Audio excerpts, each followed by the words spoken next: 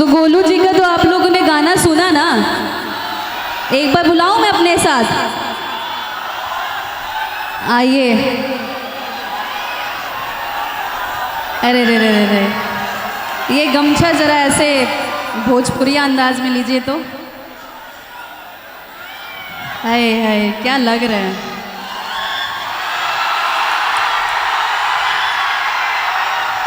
मुझे पता है आप लोग गोलू जी को बहुत प्यार करते हैं, मैं भी बहुत ज़्यादा आपका रिस्पेक्ट करती हूँ।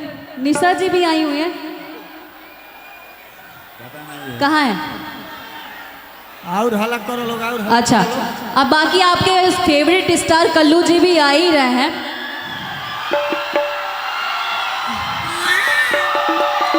और मुझे पता है कि आप लोग का मन क्या है, क्योंकि जो गड़गड़ाहट है ना शेरों की तरह, ये बिहार में ही मिलता है। मैं यूपी से बिहार में इसीलिए आती हूँ क्योंकि बिहार से बहुत ज़्यादा प्यार मिलता है मुझे, और मेरा भी प्लान है कि मैं बिहार में ही रह जाऊं। कुछ बोलेंगे दो शब्द आप? क्या हम बोले, काश तू चांद होती और मैं सितारा होता, आसमां में का सियाना भी हमारा होता। काश तू चांद होती और मैं सितारा होता, आसमां में का सियाना भी हमारा होता। ये दूर के लोग तुझे दूर से देखकर ही प्रशंसा करते, नजदीक से देखने का हक सिर्फ हमारा होता। अब जब यहाँ पे आ ही गए हैं तो दो शब्द मेरे लिए भी गा दीजिए।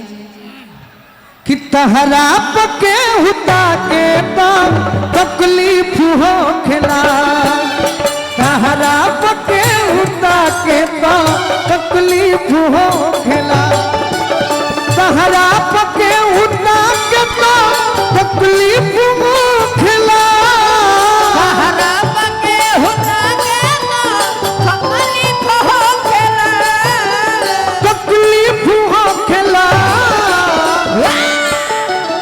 ओढ़नी से चेहरा ढाके दो, ओढ़नी से चेहरा ढाके दो तकलीफ हो खिला, ओढ़नी से चेहरा ढाके दो तकलीफ हो खिला। आप हमें सम्मान देते हैं, अभी कौन गाता है? अरे जनों से बेसी तहरा जानी मनील हम, जानी मनील हम हो, जानी मनील हम, जनों से बेसी तहरा के जानी मनील हम, जनों से बेसी तहरा के जानी मनील हम, जानी मनील हम।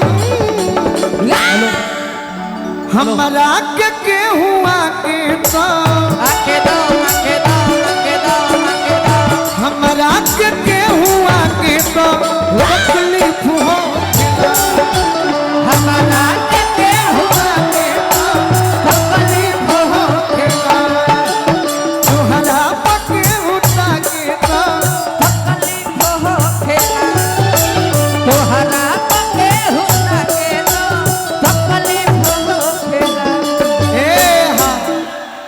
हेलो, जो जो साउंड पर चढ़े हुए पहले उतर के नीचे, सब साउंड पर से हटिए, सब उतरिए साउंड पर से पहले नीचे। एंकर साउंड से मेरी गुजारिश है, साउंड पर से सबको उतरवाइए। हेलो, थोड़ा सा मंच को खाली किया जाए और मंच को व्यवस्थित कीजिए। जितने भी जनता है, चाचा का आग्रह है कि सब लोग भोजन कर लें। जितने भी जनता यहाँ उपस्थित हैं सब लोग भोजन कर ले, ये प्रार्थना है चाचा की ओर से, हम सब की ओर से। मैं लड्डू जो बन गया और बन करके पूरे बिहार में मशहूर हो गया, जैसे भोजपुरी में आपका मुस्कुराहट फेमस हो गया। आप मुस्कुराती हैं तो लगता है कि चांद की आभाएं छुप गई है। तो मैं चाहता हूँ कि इनके मुस्कान के लिए एक बार हाला कर दीजिए दानापुर वाले। तो हम चाहम कि 2 लाइन अपना शब्द से इंट्रोड्यूस खुद ही होली, ओकरा बाद भाई एस के डी के हम बुलाइम धमाल कमाल करे खातिर।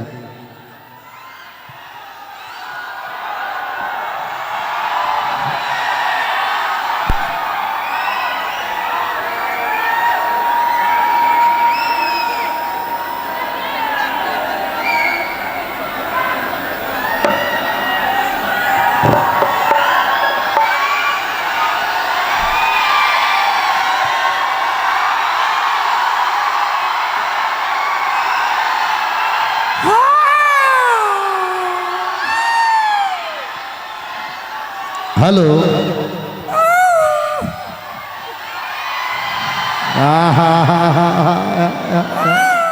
यह बिहार है ये डिम्पल जी, जेकरा के चुन लेलक जेकरा के चिन्ह लेलक ओकरा के कोयल लेखा आवाज आवता आ हुकारो आवता। तब से हम के तनी इहो के बतिया सुनल जाओ का यहाँ के दिल में लेके आइल बनी उत्तर प्रदेश से।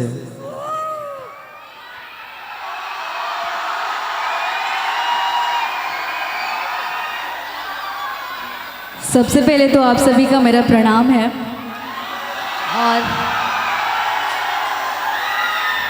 मुझे बोलने दोगे आप लोग?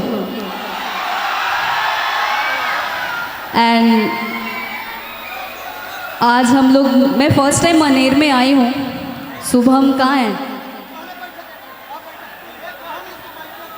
शुभम कहाँ है? अच्छा,